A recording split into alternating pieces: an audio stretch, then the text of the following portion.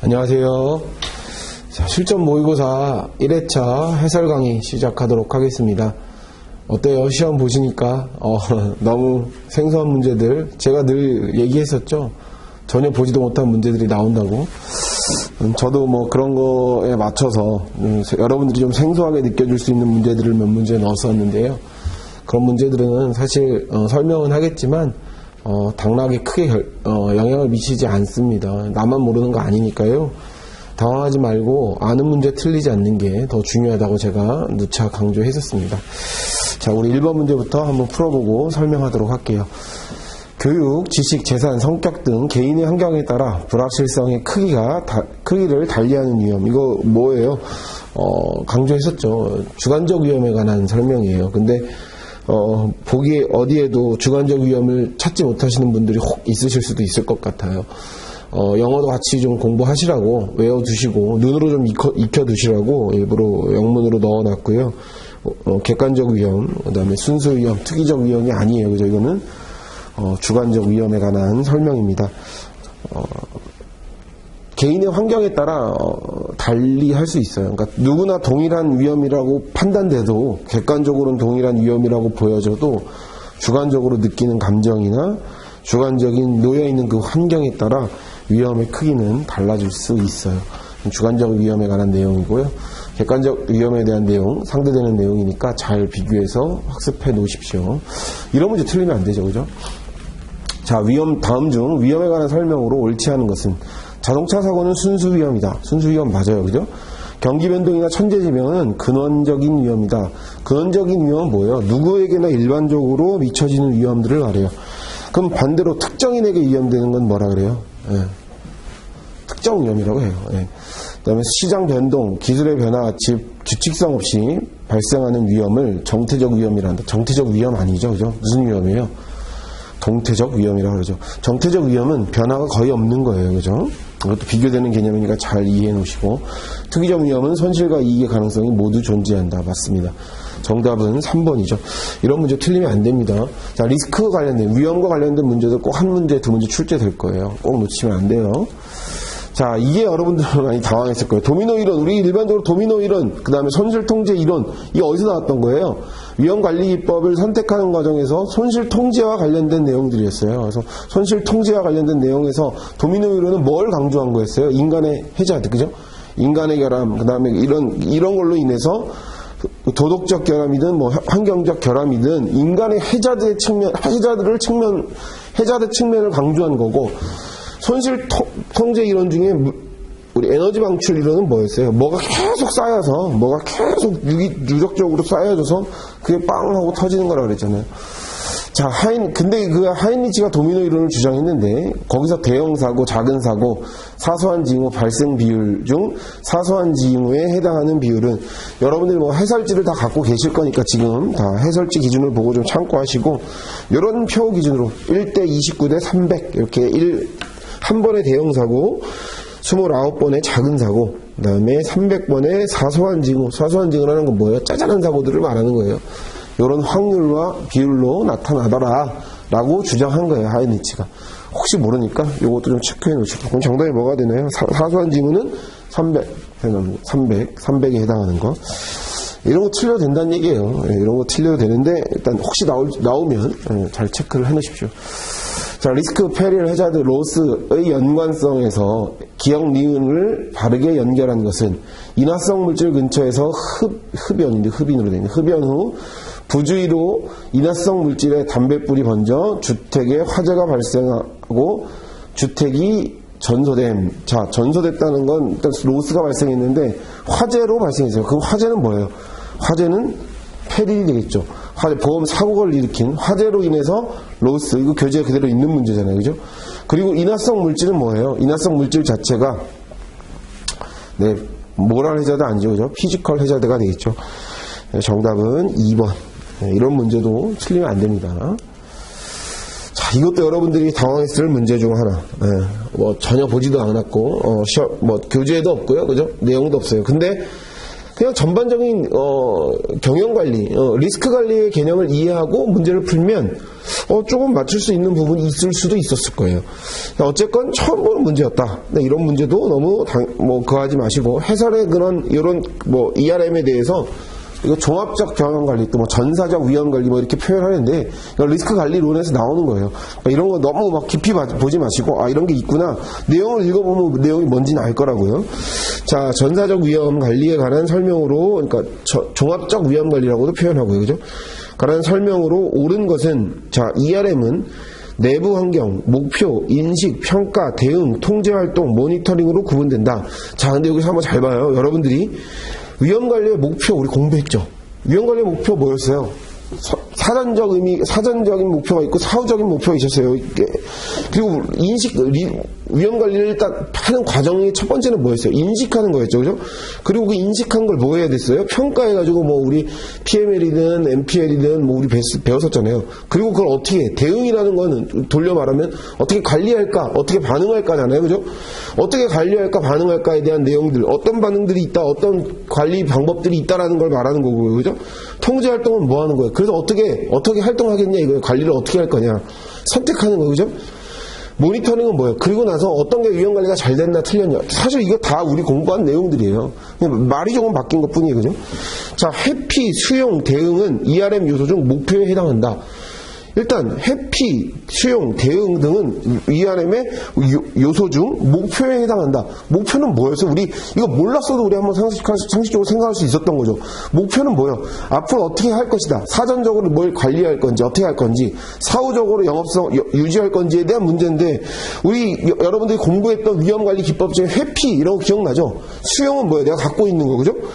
이런 것들을 기준으로 이해하면 어렵고 안 배운 거지만 찾을 수 있는 거였다. 틀린 말이에요, 이거는. 그죠? 회피, 수용, 그다음 대응 이런 거는 ERM에서 적절한 평가하기 위한 적절한 요거를 선택하기 위한 대응의 기준들에 해당이 됩니다. 자, 기업 가치를 높이고 종합적 위험 관리보다 개인의 가치를 중시한다. 아니, 기업의 가치를 극대화하는 게 목적이에요. 승인, 검증, 권한 부여와 같은 ERM의 요소 중 대응에 해당된다. 승인, 검증, 권한 부여와 같은 것은 대응에 해당하는 게 아니라 통제 활동, 어떻게 통제할지에 대한 내용들을 두고 있는 부분들이다. 뭐가 있다, 위험 관리가 뭐다라는 내용, 해설지 보고 참고 정도만 하십시오. 이런 문제 나오면 당황하겠죠. 이런 문제들이 나온다는 얘기예요. 시험 보면 이런 것뿐만 아니라 전혀 보지도 못한 문제들이 나오니까 당황하지 마시고. 자, 6번 리스크 관리 과정의 절차 중 리스크를 인식하고 발견하는 단계에서 사용할 수 있는 즉 감정적인 방법으로 옳지 않은 것은, 자, 리스크가 뭔지 인식하는 과정은 뭐예요? 우리의 기업, 우리의 환경에서 노출되어 있는 위험이 뭐다라는 걸 일단 발견해야 되잖아요. 그럼 제일 먼저 볼 수 있는 게 당연히 기업의 재무제표를 볼 수 있겠죠. 그죠? 그리고 업무 흐름을 알 수 있는 내부 지침, 내부 규정들이나 내부 지침서 같은 거 확인할 수 있고, 기업의 과거 통계 자료들은 중요한 자료들이 되겠죠. 그죠? 기업의 영속성 유지, 이거는 목표와 관련된 거지 전혀 관계없다. 이건 4번이 틀린 지문이 됩니다. 7번, 기업이 직면한 리스크를 구분할 때 시장 리스크에 속하지 않는 것은, 이것도 여러분들이 막 깊이 안 보셨을 거예요. 이거 어디서 나온 거냐면 RBC 제도에서 나온 거예요. RBC 제도가 5개의 이런 리스크들을 구체적으로 세분화시켜가지고 두고 있죠. 그 중에서도 이제 시장 리스크는 일단 상품 리스크, 금리 리스크, 환율 리스크가 상품 리스크예요. 신용 리스크는 거래 상대방의 리스크예요. 거래하다 앞에서 상대방이 도산을 내가지고 나도 리스크를, 채권을 회수하지 못하는 상황들이 생긴다거나, 이런 거래 상대방의 리스크를 신용 리스크라고 해요. 그러니까 신용 리스크는 시장 리스크하고는 관계없는 부분이에요. 이것도 1번이 틀린 지문이 된다. 자, 이것도 여러분들이 보지 못했었던, 보지 못했다기보다 교재에는 있는데, 깊이 보지 않으셨을 거예요. 그죠? 이런 건. 자, 8번. 이런 문제는 또 맞춰야죠. 계속 설명했었던 거니까. 다음 중 손실 예방과 손실 감소의 위험 관리 기법이 잘못 연결된 것은, 자, 손실 통제는 이 위험 관리 기법 중 하나잖아요. 손실 통제는 위험 관리가 있고 위험 관리 기법 중에 손실 통제가 있고, 손실 통제는 예방적 기법과 경감, 손실을 경감하기 위한 목적들이 있다.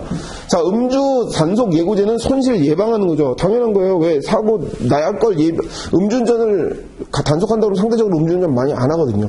그 손실 발생할 확률들을 예방적 차원으로 두고 있는 거고, 자동차의 에어백도 마찬가지예요. 사고가 났을 때 이거는 손실을 에어백이 있다고 사고가 들라는 건 아니란 말이에요. 사고가 났을 때 크기를 감소시켜주기 위한 것들이 에어백 장치다. CCTV 안전교육 같은 건 예방적 차원인 거예요. 맞아요. CCTV 안전수칙이 교육이 예방적 목적이고, CCTV는 손실 예방인데 CCTV는 손실 감소라고 해서 틀린 거죠. CCTV를 둠으로써 뭐예요? 강력범죄나 이런 내용들을 예방시킬 수 있다고요. 그러니까 상식적으로 CCTV가 있다면 범죄자가 피해갈 거 아니에요. 거기서는 손실 발생의 가능성이 줄어들 수 있잖아요.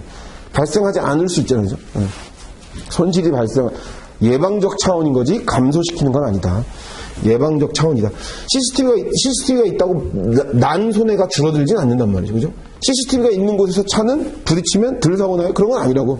CCTV가 있다는 건 좀 줄일 수 있고, 속도를 줄일 수 있고, 이런 것들은 있을 수 있지만, 사고가 난 거, 손실을 감소시키는 건 아니다. 에어백이 손실 감소 같은 거고, CCTV는 손실 예방적 목적이다. 그래서 4번이 틀린 지문이 된다. 이런 것도 틀리면 안 되죠. 이건 강조 많이 했었던 부분이니까요. 자, 다음의 해자드 중 나머지 분류가 다른 것은, 자, 도난보험의 가입 후 관리의 부주의가 뭐예요? 부주의 딱 나오면 뭐예요? 일단 모랄 해자드는 아니에요. 모레일 해자드겠지, 그지? 자동차 운전 중 핸드폰 조작, 이것도 모레일 해자드예요. 부주의하는 거잖아요, 부주의, 그죠? 사고 후 손실 방지의 노력을 게을리함, 이것도 모레일 해자드와 관련된 거. 방화, 이거는 그냥 인위적으로 발생한 모랄 해자드지. 그러니까 9번은 4번. 방화는 모랄 해자드고 나머지는 다 모레일 해자드와 관련된 거예요. 그러니까 다른 건 4번. 이 정도도 찾을 수 있어야죠, 그죠? 절대 틀리면 안 되는 문제예요, 공부하는 학생들이라면. 자, 리스크 관리하는 방법 중 크게 리스크 통제와 리스크 재무로 나뉜다, 맞죠? 다음 중 리스크 재무에 해당하는 건, 재무는 뭐예요? 내 돈으로 해결하는 거란 말이야. 리스크를, 위험이나 사고가 나거나 뭔가 처해져 있는 리스크를 돈으로 해결하는 거예요. 돈은 두 가지가 있다 해서 내 돈으로 해결하는 거와 남의 돈으로 해결하는 거. 내 돈으로 해결하는 건 보유, 남의 돈으로 해결하는 건 전가. 대표적 전가의 기법이 보험인 거잖아요. 리스크 회피는 아니죠. 통제와 관련된 거고, 분리도 그거와 같은 개념. 리스크 통제, 손실 통제도 리스크 제어의 한 부분인 거예요. 그죠? 통제의 한 방법인 거고, 보유하고 전가인데, 그건 보유네. 그죠? 3번이 정답이다. 이런 것도 틀리면 안 된다. 무조건 맞아야 된다. 일반적으로 경상비 또는 준비금을 적립하는 것이 적합한 위험관리기법은, 자, 준비금, 경상비 뭐예요? 아까 얘기했던 보유의 방법들을 말하는 거예요. 보유는 뭐예요? 내가 갖고 있는 거 말하는 거지. 4번이 해당이 되는 거다. 이 정도도 11번 같은 문제도 틀리면 안 된다. 12번, 보험으로 담보할 수 있는 위험이 아닌 것은 예상 손해가 크지 않을 것, 우연한 사고로 인한 손해, 다수의 동질 위험이 존재해야 된다. 다 맞는 말, 비이변적이지 않는 손해. 1번이 틀린 거네. 손해가 커야 되지. 예상 손실이 크지 않으면, 사고 나봐야 이거 뭐 한 100만 원의 손해밖에 안 난다. 10만 원의 손해밖에 안 난다. 근데 그 보험료를 막 10만 원, 15만 원밖에 손해가 안 나는데 보험료를 막 3만 원, 4만 원씩 낸다. 그럼 안 낸다, 사람들이. 일정하게 손해 자체는 좀 커야 된다. 일정한 손해가 커야 된다. 그러니까 틀린 거죠. 1번이 틀린 지문이 됩니다. 12번은. 자, 복합보험에 관한 설명 중 틀린 것은, 복합보험이 뭐예요? 여러 개가 가입되어 있는 대표적인 게 자동차 보험이죠. 4번의 지문이 맞는 지문이에요. 그죠? 자, 1번, 담보의 공백과 중복이 발생할 수 있다. 자, 중복과 공백. 담보의 중복이라는 건 뭐예요? 동일한 것들이 중복적으로, 물론 패키지 보험의 특성상 그럴 수 있는 여지가 있어요. 또, 담보에 공백이 생길 수 있다. 담보의 공백이 생길 가능성은 많지 않아. 왜? 중복될 가능성은 있지만 담보에 공백이 생길 가능성은 패키지 보험 막 이것저것 갖다 넣어버리니까. 그러니까 담보의 효율성이 높아지는데, 이건 공백과 중복이 생겼다는 거는 뭐예요? 효율이 높지 않다는 얘기잖아요. 그러니까 이건 틀린 지문이다. 2번, 통합보험과 번들보험이라고 표현하기도 해요. 이 패키지 보험, 복합보험 자체를. 하나의 보험계약으로 여러 개 개별 보험계약을 대체하여 마케팅, 언더라이팅, 증권발급, 계약관리 등의 비용을 절약할 수 있다. 맞는 말이에요. 1번이 틀린 질문이다. 이거는 교재에도 나와 있는 문제죠. 교재 문제풀이에도 나와 있는 문제니까. 자, 이거 다 뭐예요? ART의 한 유형이란 말이에요. ART의 한 유형이고, ART의 한 유형으로 기업의 외부 자금이 조달이 어려워져 금융기관이나 투자기관에 미리 정한 조건으로 주식을 발행하거나 일정한 금액으로 주식을 매도하는 행위를 허용한 계약은 뭐나요? 자, 이것도 다 영어로 써 있어요. 그죠? 뭐예요? 1번은 조건부 차입을 말하는 거예요. 2번은 조건부 자본. 3번은 보험 수합. 보험을 섞는다고요. 위험을 섞어요. 위험을 섞어. 캣펀드는 뭐야? 대재채권. 우리 다 이거 기본 강의 시간 때 한 거니까 설명 안 해도 되고. 뭘 찾으라는 거예요? 자, 차입은 뭐예요? 돈을 받아서 끌어오는 거. 이자를 내고 내가 일정한 조건으로 돈을 빌려오는 걸 말하는 거고. 조건부 자본. 조건부 자본은 뭐예요? 내 주식을 팔거나, 여기 나온 것처럼 주식을 발행하거나 일정한 금액으로 주식을 팔 수 있는 조건들을 말하는 거죠. 2번이 됩니다. 이것도 잘 체크해 놓으시고. 한 번도 나온 적 없어요, 시험에. 근데, 어렵게 나온다면 나올 수 있는 문제들이니까. 이것도 아마 그냥 조건부 자본과 조건부 차입을 여러분 ART에서 많이 안 보셨을 거고, 또 이것도 영어로만 나오니까 여러분들이 모를 수도 있다. 자, 정보의 비대칭성에 대한 설명으로 거리가 먼 것은 정보의 비대칭성이란 정보가 한쪽에만 존재하고 다른 한쪽에는 존재하지 않는 상황을 말한다. 맞는 말이에요. 그죠? 보험 가입하려는 자가 자신의 위험을 은폐하거나 사실보다 축소해서 평균 위험으로 가입하려 하는 것을 역선택이라 한다. 정보의 비대칭성의 가장 대표적인 게 역선택과 도덕적 위험이란 말이에요. 그죠? 역선택에 대한 설명 맞는 말이고. 자, 그 다음 역선택을 방지하기 위해 언더라이팅을 강화해야 된다. 맞죠? 위험을 잘 걸러야 될 거 아니에요. 잘 걸러가지고 잘 가입시켜야 되는 언더라이팅이 강화해야 되는 게 맞는 거죠. 다양한 상품 개발은 역선택을 오히려 증가시킨다. 아니죠. 역선택을 감소시키죠. 자, 우리 유병자 시장을 개방해가지고, 자, 당뇨 고혈압이 있어도 다 보험 가입합니다. 그거를 숨기고 가입하려고 했던 역선택의 사람들 또한 보험 시장에 정당하게 가입할 수 있는 조건을 열어주는 거란 말이에요. 역선택이 증가가 아니라 역선택이 줄어듭니다. 4번이 틀린 지문이다. 자, 보증보험에 관한 설명이다. 옳은 내용으로 짝지어진 것은 일반의 보험과 달리 인위적 사고 담보한다. 맞죠? 보증보험의 가장 큰 특징이잖아. 고의사고도 담보하잖아요. 그죠? 대수의 법칙에 의한 통계를 기본으로 하지 않는다. 맞아요. 그죠? 그냥 개인의 신용도에 따라 결정되는 거지, 통계를 위한 대수의 법칙이 적용되지 않아요. 맞는 말이야. 보험계약자에 대한 구상권이 발생할 수 있다. 맞아요. 구상권 인정돼요. 타인을 위한 다 맞는 말인데, 1, 2, 3, 4 다, 기억, 니은, 디귿, 리글이 다 맞는 말이에요. 4번이 정답이 된다.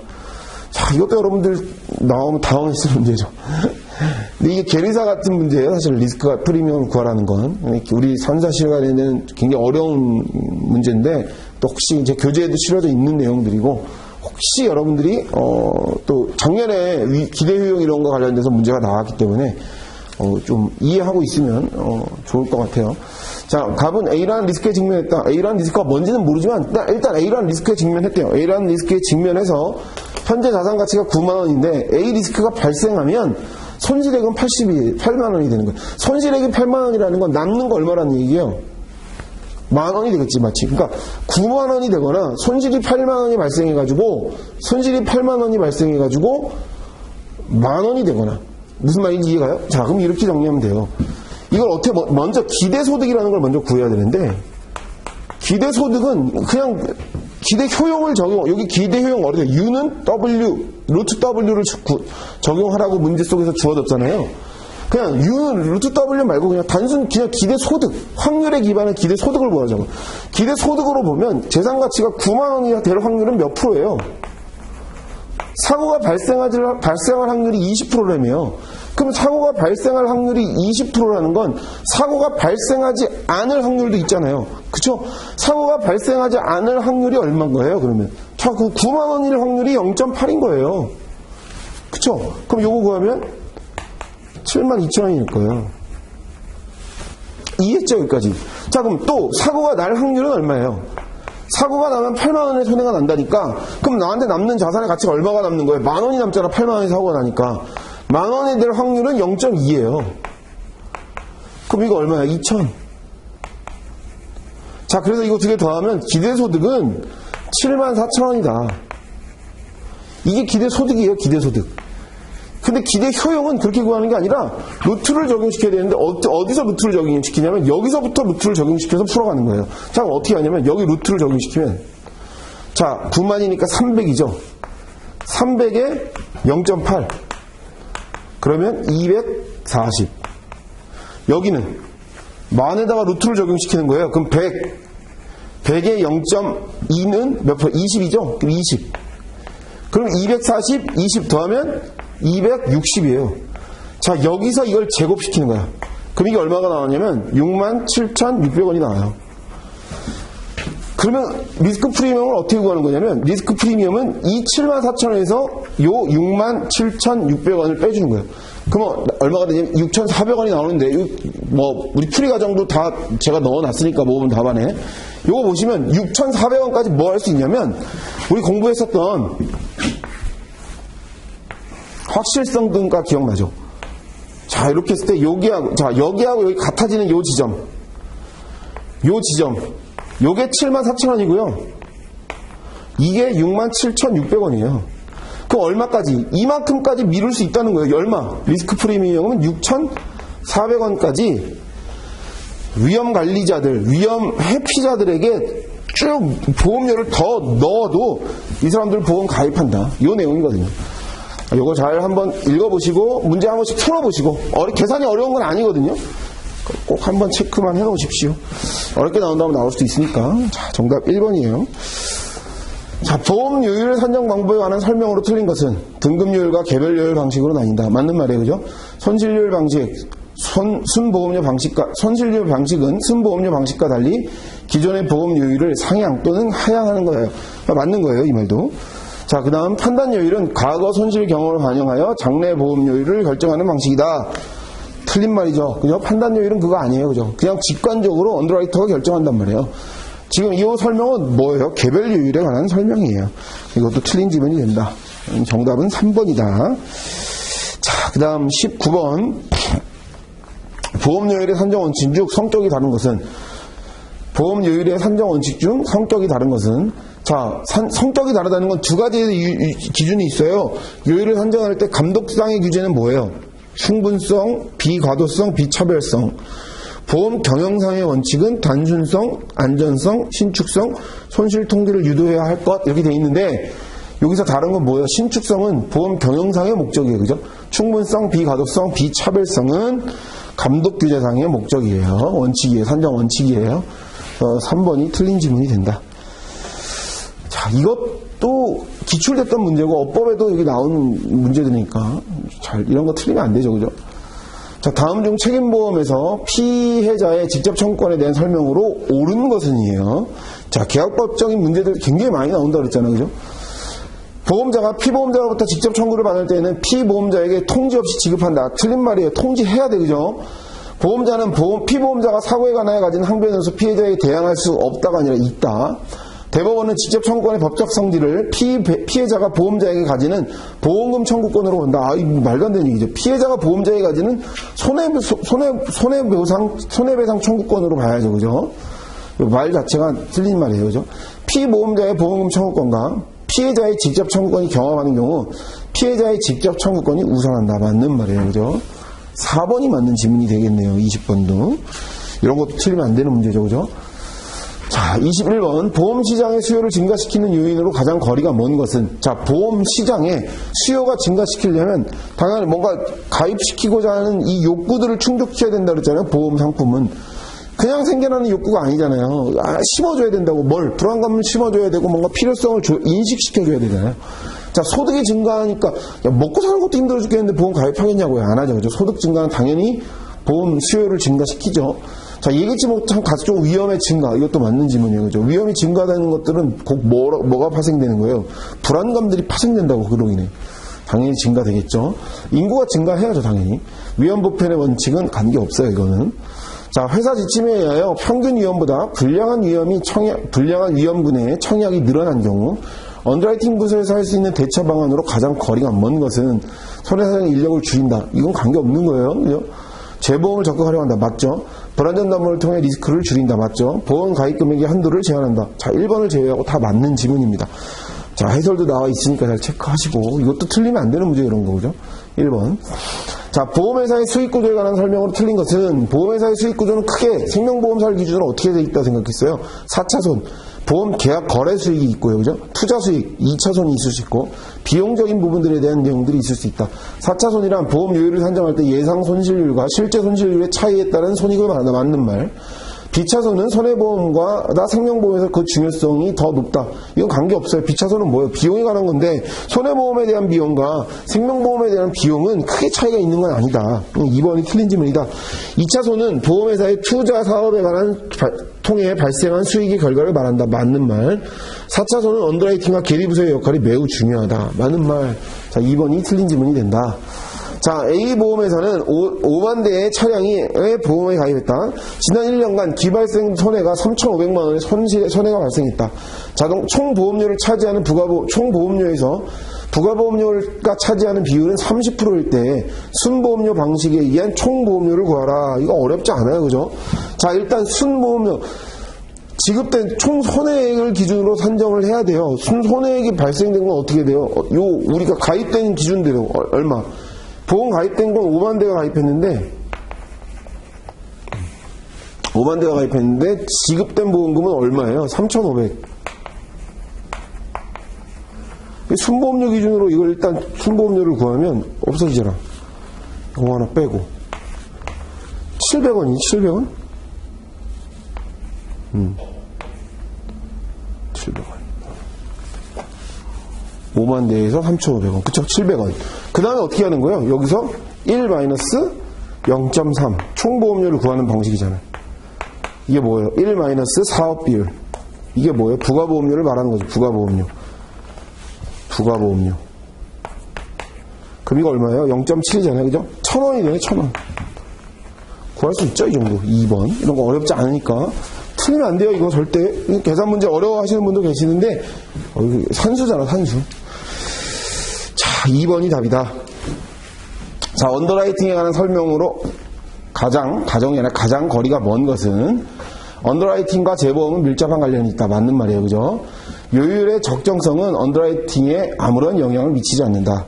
아무런 영향을 미치지 않아요? 요율의 적정성은 굉장히 중요한 거예요. 요율을 높이면 요율을 좀 여유 있게 두면 언더라이팅을 조금 느슨하게 할 수도 있고요. 요율이 빡빡하면 언더라이팅을 엄격하게 할 수 있어요. 굉장히 차이가 생긴다. 2번이 틀린 질문이다. 과거 통계들은 중요한 자료가 돼요. 그죠? 영업조직과의 마찰이나 문제점이 발생할 수 있으므로 적절한 조율과 공제조항이나 공동보험조항을 잘 활용해야 된다. 맞는 말이에요. 2번이 틀린 질문이다. 다음 중 재보험 시장에서 보험료율이 낮아지는 요인으로 가장 거리가 먼 것은 보험료율이 낮아지는 원인. 보험회사 간의 극심한 경쟁. 맞죠? 경쟁으로 해서 야, 얘네 저만큼 해. 우리 좀 더 낮춰. 이럴 수 있다고요. 그죠? 그 요율의 변동에 대한 기관의 규제. 야, 요율을 올려야 되는데 기관에서도 요율을 막 심하게 누를 수도 있다고요. 그죠? 당연히 요율이 낮아질 수 있어요. 금리 인상한다는 건 뭐예요? 투자 수익이 좋아질 수 있다는 얘기예요. 금리 인상한다는 건 투자 수익이 좋아지면 보험사 입장에서는 어떡할까? 많은 고객들을 유치하겠죠. 그럼 많은 고객들을 유치하려면 어떻게 해야 될까? 보험료가 싸야 될 거 아니에요. 보험료가 싸다는 건 뭐예요? 요율이 낮아지겠지. 그런 내용들이 생길 수 있다. 요율이 낮아지는 요인들. 그러나 대형 사고가 발생하면 어떻게 돼요? 손해율이 높아진 거고 그 다음 연도에 요율이 올라갈 수 있는 여지가 많겠죠. 3번이 틀린 질문이 된다. 자, 손해사정 업무와 관련 없는 것은 보상 한도의 설정, 이건 언더라이팅 부서에서 하는 거예요. 나머지 지급보험금 결정, 면부책 판단, 과실 적용은 전부 손해사정에서 하는 거고 1번이 틀린 질문이다. 자, 지급보험금 적립 대상이 아닌 것은 지급보험금 적립 대상은 뭐예요? 이거는 제3자로부터 받은 금액이 아니죠. 그죠? 정산됐으나 완료되지 않은 기보고 손해가 당연히 적립돼야 되는 거고 기발생 미보고 손해 이거 뭐 IBNR을 말하는 거고 정산이 완료됐지만 보험금을 아직 지급하지 않은 것도 지급 준비금의 적립 대상이 됩니다. 이것도 28번도 1번이 틀린 지문이다. 자, 29번 RBC 제도에 대한 설명으로 틀린 것은 기존 지급 여력 기준의 리스크 측정의 세분화 맞는 말이에요. 그죠? RBC 지급 여력, 가용 자본을 지급 여력 기준 금액 요구 자본으로 나눈 것을 말한다. RBC 제도의 개별 리스크는 보험, 금리, 시장, 신용 운영 리스크가 있다. 콤마인데 틀렸네요. 자, 시장, 신용 리스크들이 있다. RBC 제도에서 보험회사의 재무 건전성은 강화됐으나 위험이 세분화되어 체계적인 리스크 관리가 곤란하여 보험 경영 측면에서 효율이 낮아졌다. 낮아진 게 아니에요. 효율이 높아졌어요. 4번이 틀린 질문이다. RBC 제도하에서 이자율 변동으로 인한 순자산 가치의 하락 할 위험을 반영한 개별 리스크는 이자 변동 이런 거 뭐예요? 이자가 변동된다는 건 여기 문제에서 시장 리스크는 아까 뭐라 그랬어요? 시장 리스크는 상품, 환율, 그죠? 그런 내용들이었고, 금리 문제들은 금리 리스크와 관련된 문제예요. 금리 리스크와 관련된 문제다. 이 관련된 내용들 다 체킹해놨으니까 이 안에 금리 리스크 안에 이런 거 있는 거예요. 금리 변동으로 인해서 순자산 가치의 하락이 제일 중요한 거예요. 그러니까 시장 리스크 안에 금리의 변동도 있잖아요. 그러니까 단순한 금리 변동을 리스크라고 말하는 게 아니라 금리 변동으로 인해서 생겨난 자산 가치 하락을 금리 리스크라고 말해요. 그러니까 헷갈리면 안 돼요. 여기 보면 시장 리스크 안에 환율, 금리, 그 다음에 상품의 리스크들이 시장 리스크 안에 들어가는데 그 안에 있는 금리는 금리 변동으로 인해서 시장이 지금 바뀌고 있다는 리스크를 말하는 거고, 금리 리스크 자체는 그 금리가 변해서 자산 가치의 하락을 갖고 왔다. 자산 가치가 올라갈 수도 있는 거 아니에요, 그죠? 그럼 자산 가치가 낮아질 수도 있는 거냐? 자산 가치의 하락들을 나타난 리스크를 금리 리스크라고 한다. 그 차이점을 잘 구분해 놓으십시오. 제가 해설에다가도 그 리스크의 내용들을 다 설명해 놨으니까 그거 잘 체크해 놓으십시오. 자, 31번. 보험계약의 법적 성질에 관한 설명으로 틀린 것은 인적계약, 동일한 목적이라도 사람이 누구냐에 따라 달라진다. 당연한 거예요, 그죠? 부합계약하면 뭐예요? 보험 약간 생각하면 돼요. 다수의 계약을 체결해야 된다는 문제. 근데 이건 선의성하고는 관계 있는 문제가 아니죠, 그죠? 서로의 재산을 출연하는 계약. 2번이 틀린 질문이 된다. 다음 중 조건 부분으로 분류되지 않는 것은, 조건 부분은 뭐예요? 서로 간에 이행해야 될 어떤 것들이잖아요. 조항들을 말하는 거잖아요. 야, 이거 지켜넣어. 그래, 나도 이거 지킬게. 이거예요.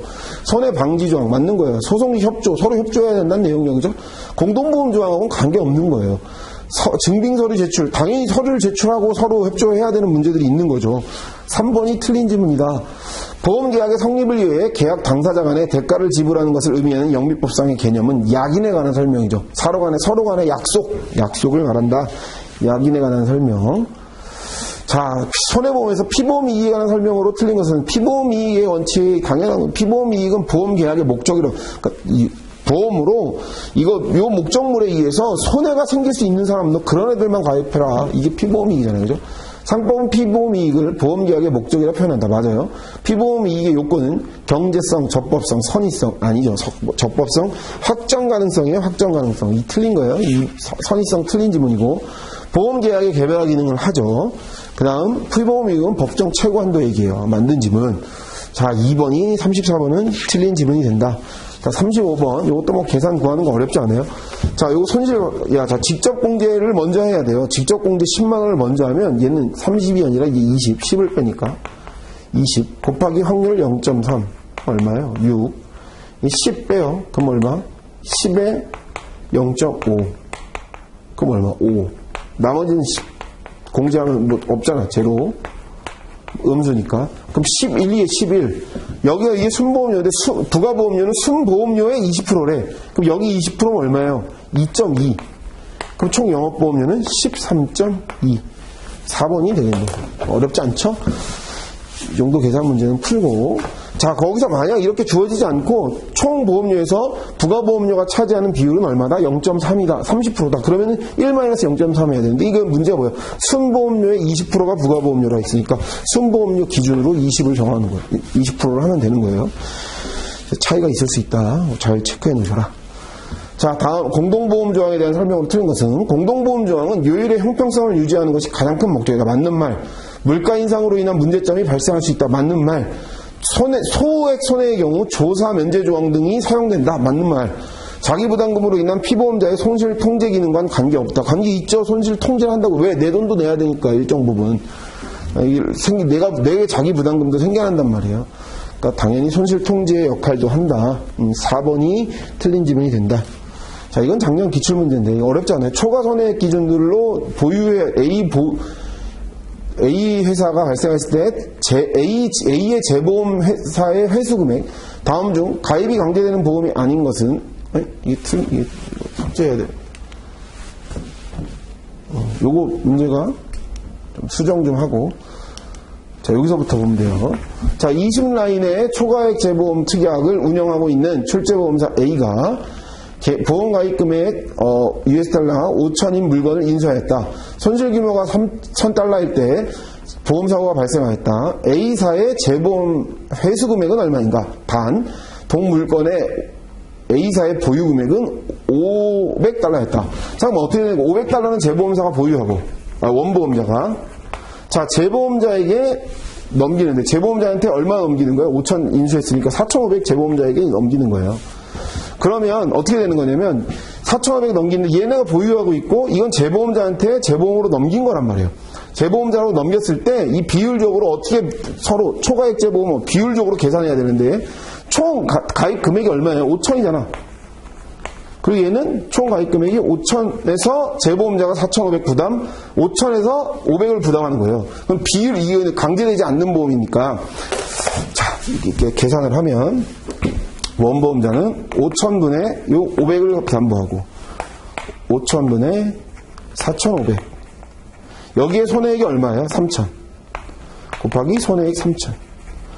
그러면 10분의 1이니까 여기 300 보유. 300이 원보험자가 부담하는 거고, 2,700이 되겠네. 그죠? 9니까 3,000에 90%, 2,700. 그럼 원보험자는 재보험자로부터 얼마 회수할 수 있는 거예요? 2,700 회수할 수 있는 거예요. 어렵지 않은 거예요, 이것도. 계산상 4번이 답이다. 자, 28번. 피보험자 갑이 동일한 피보험이기에 대하여 A, B 두 보험 회사에 각각 200, 800만 원의 보험 계약을 체결하고 보험기간 중 600만 원의 손해가 발생했을 때 다음 중 A 보험회사의 보상액이 가장 낮게 산정되는 타보험 중. 이거 기출문제였던 것 같은데 이 문제는 너무 좋은 문제예요. 하나하나씩 다 풀어봐야 되는 문제인데 다 물어보는 문제. 너무 좋은 문제겠다 생각해. 자, 일단 독립책임액 기준으로 이걸 계산하면 얼마예요? 자, 600만 원의 손해가 났으니까 책임 한도 분담 조항은 이거 독립책임액이라고 그러잖아. 그럼 600만 원일 때 A 보험사는 200, 그죠? 자, 800만 원 가입한 B 보험사는 600 했을 때 얼마? 600을 내는 거예요. 600을 담보해. 그 요거를 다시 비례하는 거예요. 그럼 얼마? 800분의 200. 800분의 600. 그리고 손해액을 곱해야지. 얼마? 600의 손해가 났다. 곱하기 600. 그거 얼마예요? A 보험사는 150이 될 거고 B 보험사는 450. 일단 독립책임액은 A가 150, B가 450이에요. 그죠? 자, 균등액 분담은 어떻게 하는 거예요? 1차 분담, 2차 분담 이렇게 하는 거잖아. 제일 작은 담보가 얼마야? 1차 분담 A 보험사 200. 2차 그러면 B 보험사도 똑같이 1차 분담한테 200하고 손해가 600 났으니까 얘는 이제 한도 다 소진했으니까 없고 B 보험사가 200 추가내는 거지. 그럼 얘는 A 보험사 200, B 보험사는 400을 내는 거네. 그죠? 자, 그 다음 비례분담. 비례분담은 처음부터 그냥 비례분담 하는 거예요. 1000분의 200. 이거는 1000분의 800. 그리고 손해가 얼마? 600. 곱하기 600. 그럼 이거 얼마나? 5분의 1이니까 5분의 1이면 비율로 하면 20%, 이거는 80%, 480, 이건 120이 되겠네. 120, 480이 되겠네. 그죠? 3번. 초과액 분담은 그냥 A 보험사가 1차 분담이래요. 제일 먼저 A 보험사는 200만원 1차 분담하고, 그 다음 초과액 손해는 다 네가 부담해. B가 다 네가 부담해. 400 다 네가 부담해. 200, 400. 제일 적게 분담하는 건 뭐예요? 3번이 되겠네. 그죠? 120, 80, 120을 분담하니까. 자, 정답은 3번. 너무 좋은 문제였다, 이 문제. 각각 시간이 부족할 수도 있는 문제죠. 이거는. 계산을 다 해야 되니까. 좋은 문제였다. 3번. 신고교환 용제와 관련한 설명으로 옳지 않은 것은 중고품을 신품으로 교환하여 보험물 전체의 가치가 높아지는 경우에 적용한다. 맞는 말. 실손보상의 원칙과 관계 있죠. 당연히. 일반적인 기계보험의 경우 분손의 수리비를 신품으로 교환하여도 신고교환 경제를 적용하지 않는다. 자, 신고교환 경제는 그 차익이 현저하지 않아도 절대적으로 공제한다. 차익이 조금 있을 때 적용시킵니다. 새 제품을 후진 제품을 신제품으로 갈아줄 때 차익을 부담해야 된다는 내용이잖아요. 자, 40번 건강보험에 관한 설명으로 틀린 것은 강제가입. 맞죠? 국민 모두가 강제가입해야 되는 거예요. 그죠? 단기보험이 아닌 장기보험이다. 단기보험이 아닌 장기보험이다. 1년 단위로 보험료가 결정되는 단기보험이에요. 그래서 보험료가 맨날 오르고 내리고 하잖아요. 한 번 정해진 보험료가 쭉 가는 게 아니라 보험료가 오르고 내리고 한다고. 단기예요, 단기. 국민 모두가 가입자 내지 피부양자 자격을 얻는다. 맞는 말. 보험료 수준과 관계없이 보험급여는 균등하게 제공된다. 맞는 말이에요. 1번이 틀린 질문이다. 난이도로 따지면 조금 어려웠을 거예요, 여러분들. 1차 가치는 새로운 문제들도, 처음 보는 문제들도 있었을 거고, 해설지 보고 이렇게 푸는 거구나, 이런 내용이구나 눈으로 정도 익혀주시고 이해만 해주십시오. 고생 많으셨습니다.